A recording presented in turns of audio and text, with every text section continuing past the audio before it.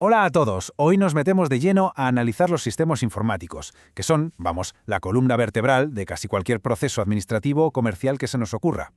Entender bien cómo están hechos y para qué sirve cada parte es fundamental, no solo por saber de tecnología, sino por pura estrategia. Este va a ser nuestro plan de vuelo.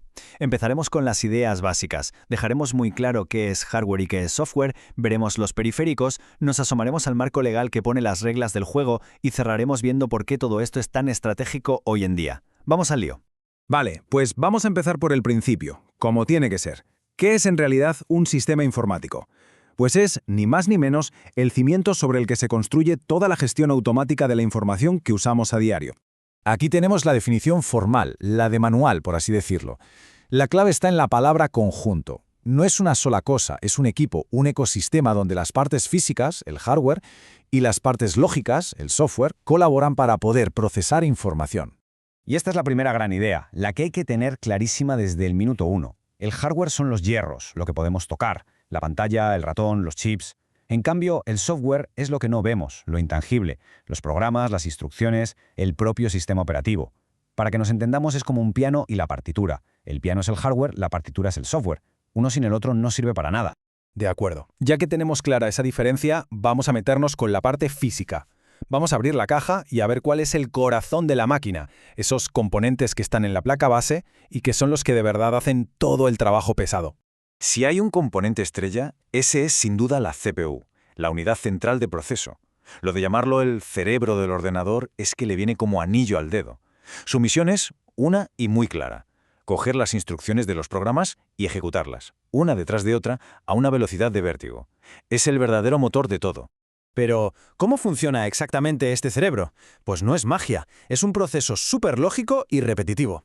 Fijaos, su unidad de control no para de hacer este ciclo. Primero, lee una instrucción de la memoria. Segundo, la interpreta, es decir, descifra qué le están pidiendo. Tercera, le manda la orden a la unidad aritmético-lógica para que haga la cuenta o la operación que sea. Y cuarto, guarda el resultado de vuelta en la memoria. Y esto lo hace millones de veces por segundo. Una locura.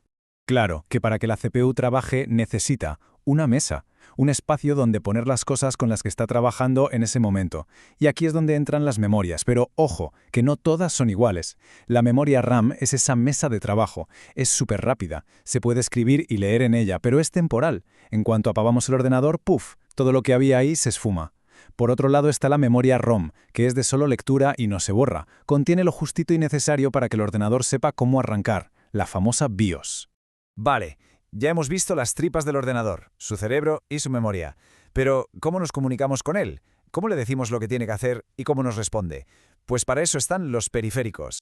Empezamos con los periféricos de entrada. Son básicamente nuestros sentidos para hablarle a la máquina. Con ellos metemos información y le damos órdenes. Los más típicos, claro, son el teclado y el ratón, pero aquí también entran otros como un escáner que digitaliza un papel o el lector de códigos de barras de un supermercado. Y si los de entrada son para hablarle al ordenador, los de salida son para que él nos hable a nosotros. Son su forma de mostrarnos el resultado de su trabajo. El monitor nos lo enseña en la pantalla y la impresora o un plotter nos lo dan en formato físico, en papel. Y luego tenemos esta categoría mixta que es súper importante hoy en día. Los que hacen las dos cosas, meter y sacar información. Aquí están, por ejemplo, los dispositivos de red, como un router, que está constantemente enviando y recibiendo datos. O, por supuesto, un disco duro externo o un pendrive, donde podemos tanto guardar archivos como abrirlos. Perfecto, ya hemos visto el cuerpo, así que ahora toca hablar del alma, de la parte que no se puede tocar pero que le da sentido a todo, el software. Son los programas, las instrucciones que le dicen al hardware qué tiene que hacer. Aquí lo fundamental es entender que hay como dos grandes tipos de software. Por debajo de todo está el software de sistema, con el sistema operativo como array. Él se encarga de gestionar todo el hardware. Y encima de esa base corre el software de aplicación, que son los programas que usamos para hacer cosas concretas. Esta tabla lo resume genial con ejemplos que todos conocemos, desde hojas de cálculo como Excel hasta bases de datos como Oracle o navegadores como Chrome. Y ahora, un punto crítico, sobre todo en un entorno profesional.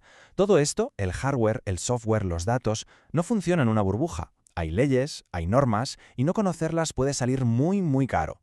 Aquí los dos temas estrellas son la protección de datos y la propiedad intelectual. Entonces, la pregunta del millón es, ¿qué leyes son esas? ¿Qué marco legal tenemos que tener en la cabeza cuando trabajamos con software y sobre todo con datos de personas? Porque esto no es opcional, es una obligación. Pues bien, la respuesta se resume en estas 3 normativas clave que hay que conocer sí o sí. Primero, a nivel europeo, el famosísimo RGPD, el Reglamento General de Protección de Datos. Luego, su aterrizaje en España con la Ley Orgánica de Protección de Datos y Garantía de los Derechos Digitales. Y por último, para los programas en sí, la Ley de Propiedad Intelectual, que es la que protege los derechos de autor del software. Y llegamos a la recta final. Ya hemos visto todas las piezas del puzzle: hardware, software, periféricos, leyes. Ahora es el momento de juntarlo todo y entender por qué esto es tan increíblemente importante hoy. Esta frase lo clava. Hemos pasado de ver el ordenador como una simple herramienta, como una máquina de escribir moderna, a entenderlo como lo que es: un ecosistema estratégico. Esa CPU y esa memoria RAM que vimos antes ya no están solo para abrir un Word, son el motor que permite cosas como la inteligencia artificial o el Big Data, tecnologías que están cambiando las reglas del juego en las empresas. Y esto nos lleva a la conclusión más importante de todas. Hoy en día, el oro de una empresa, su activo más valioso, no es el ordenador más potente ni el software más caro, es la información que maneja. Y por tanto, asegurar que esa información sea correcta y privada, cumpliendo la ley, es su mayor responsabilidad. Así que para terminar, queda esta reflexión en el aire.